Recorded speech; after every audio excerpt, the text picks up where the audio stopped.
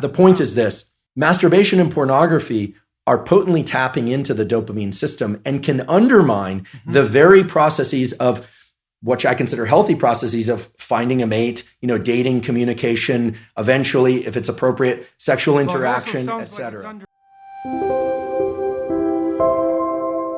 A few years back when I started doing some public-facing education, I started getting a lot of questions, especially on YouTube, from young males about pornography and masturbation. We have to remember that this dopaminergic system is generalizable to many different behaviors, right? Academic pursuits, sports pursuits, relationship pursuits, but fundamentally it's tacked into the adaptive survival behaviors in every species, including ours.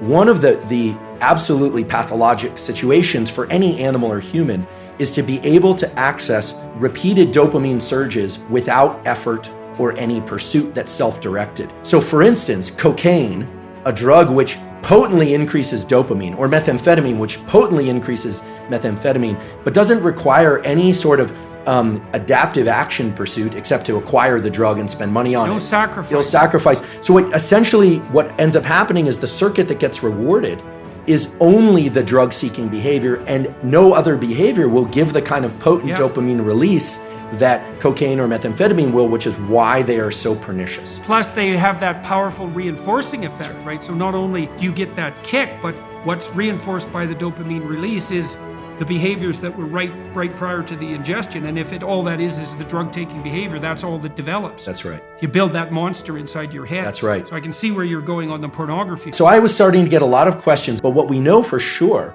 is that an individual repeatedly engages in this circuitry, let's say masturbation and pornography, with forms of stimulation that are on a screen. Yeah. First of all, what's being reinforced is a high dopaminergic response to watching other people engage in sexual behavior, which is very different than being in a first-person sexual experience. So right there, you know that what's being reinforced is not actually any kind of improvement in communication skills. It's voyeurism. I started to realize there was a lot of kind of undertones of people talking about fear of or experience with sexual dysfunction that clearly pornography can lead to. And then you start to think about, okay, what happens in the cascade or the arc of sexual arousal and orgasm? What happens is that initially it's parasympathetically dominant, meaning if somebody is too stressed, they actually can't engage in sexual behavior. The arousal response doesn't occur. But the actual orgasm response and ejaculation is strongly associated with the so-called sympathetic nervous system, which has nothing to do with sympathy. It has everything to do with, it's a kind of a stress response.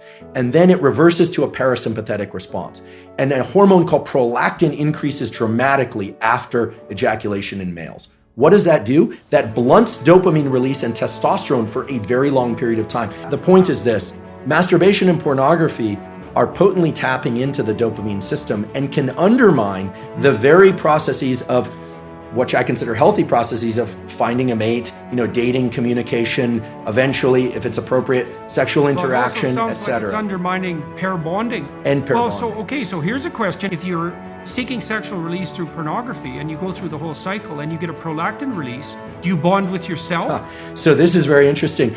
The biology explains it as what's left there is a kind of an open loop, a kind of an emptiness, right? Because bonding with the self is a complicated notion, but in the absence of a real partner there, absence of real sexual partner, there's an open loop of neurochemicals, including oxytocin and prolactin. The dopamine, remember, dopamine goes up during pursuit, anticipation, then peaks and then crashes below baseline after orgasm and ejaculation. So this kind of low that people fear is putting them into an amotivated state.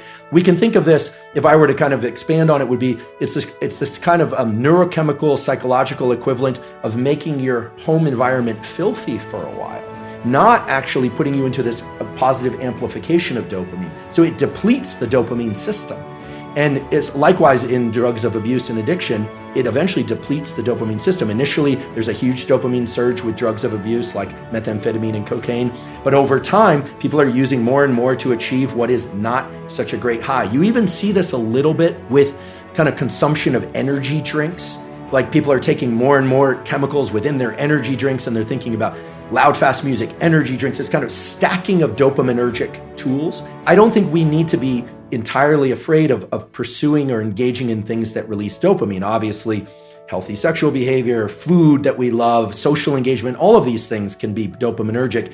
It's the big peaks in dopamine that are not associated with any prior effort or organization of self that are particularly dangerous for the human being.